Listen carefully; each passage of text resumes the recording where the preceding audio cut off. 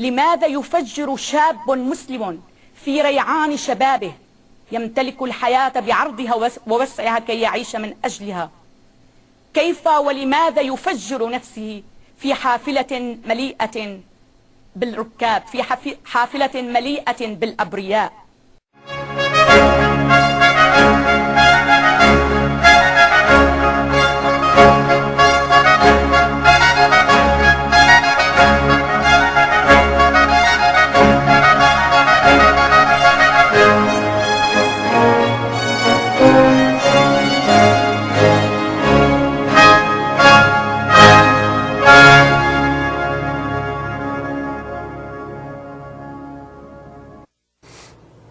Welcome to UO Today. I'm Steve Shankman, Director of the Oregon Humanities Center. Our guest today is Robert Pape, a visiting lecturer from the University of Chicago. Robert Pape will be speaking on the topic of Dying to Win, the strategic logic of suicide terrorism, which is also the title of a book he authored published in 2005. Robert Pape did his undergraduate work at the University of Pittsburgh and earned his PhD from the University of Chicago. Before returning to his alma mater to teach, that is his graduate alma mater, he taught international relations at Dartmouth College and air power strategy at the United States Air Force School of Advanced Air Power Studies.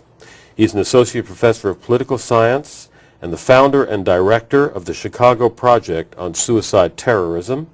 This project is funded in part by the Carnegie Corporation and the Pentagon. Robert Pape is also the author of the book Bombing to Win, published in 1996. His commentaries on international security policy have appeared in the New York Times, the Washington Post, the Bulletin of Atomic Scientists, ABC, CBS, National Public Radio, and elsewhere. And we're absolutely delighted to have you here. Thank you for coming and making the effort to be on the show. Well, thank you for having me, Steve. So your earlier work was on air power, and how and when did you make the shift to terrorism? Well, it actually happened on 9/11 itself. Because of my work on air power, on 9/11, you might remember there were lots of technical questions having to do with how many casualties occurred on that day. Well, I was brought on a lot of media shows that night to answer those questions. Not really questions about terrorism, but what casualty estimates could we make? And since I knew a fair bit about how we would do that with air power, I could say that, well, with a cruise missile attack, what you would normally do to estimate the casualties in a building would be you'd look at the floor the cruise missile hit, assume the fire would have consumed that floor, and that most people above that point would probably not be able to survive, and those below probably would have a fair chance to survive. And so that allowed me to make an estimate that we would lose somewhere between 3,000 and 7,000 people in those attacks. And of course, as time has gone on, it's fortunately been at the lower end of that estimate. But in the course of those interviews, I was asked also lots of questions about the origins of suicide terrorism. And the fact is, I quickly discovered that we had very weak information to answer those questions, partial and thin data at best about suicide terrorist attacks. And I found myself collecting some of that data, and after the interviews ended, I realized this would be a very useful thing to do. And so I found myself just almost without thinking about it, collecting the first complete set of all suicide terrorist attacks around the world from 1980 through early 2004. And how long has suicide terrorism been around? Oh, actually, for thousands of years. The very first suicide attackers are the Jewish zealots in Zachari in the 1st century A.D. The Jewish zealots were under Roman occupation, and they were trying to foment a rebellion among the Jewish population against their Roman occupiers. Well, what the zealots would do is they would go up to a legion of Roman soldiers, pull out a knife, slit the throat of one of the Roman soldiers, and then the other Roman soldiers would stab or spear that person to death. And those attackers knew that would happen, but they were hoping that they would be able to foment a rebellion or an insurrection with that process. And in fact, that did lead to the Jewish War of 66 AD, which led to the destruction of the Second Temple and the diaspora that had occurred. So those really were successful. It was successful in producing the revolt, but not so successful in terms of producing the outcome that they had been hoping for. were there, say, theological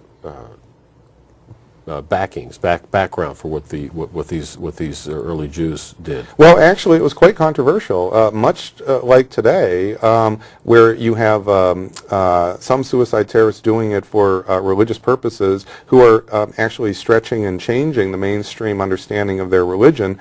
Many zealots at the time were not well respected among mainstream Jewish scholars, and in fact, to this day, there's quite a bit of controversy about the appropriateness of the behavior of the zealots, and it just simply remains an extremely controversial episode.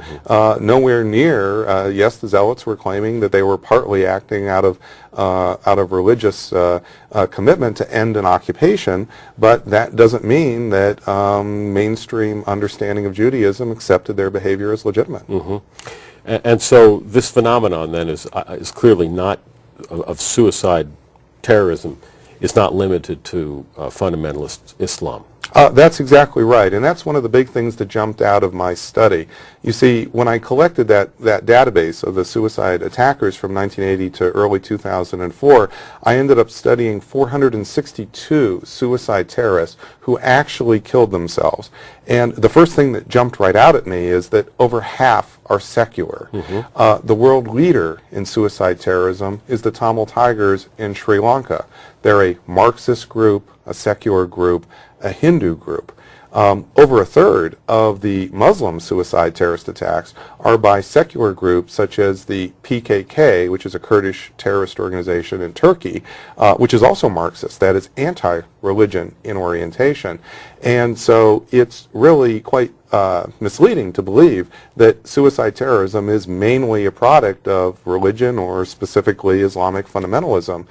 That just hasn't been the case. Of course, it depends what you mean by religion, doesn't it? Because a belief in a kind of ideology, whether it be officially religious or whether it be Marxist, could still take the same form of some action that you perceive somehow is going to have some transformative effect in the world. You're quite right that an ideology, if it were able to produce suicide terrorism independent of specific circumstances, could take the form of a religion. But in fact, what over 95% of all suicide terrorist attacks around the world have in common is not a type of religion or ideology, but a specific strategic goal: to compel modern democracies to withdraw combat forces from territory the terrorists view as their homeland or prize greatly.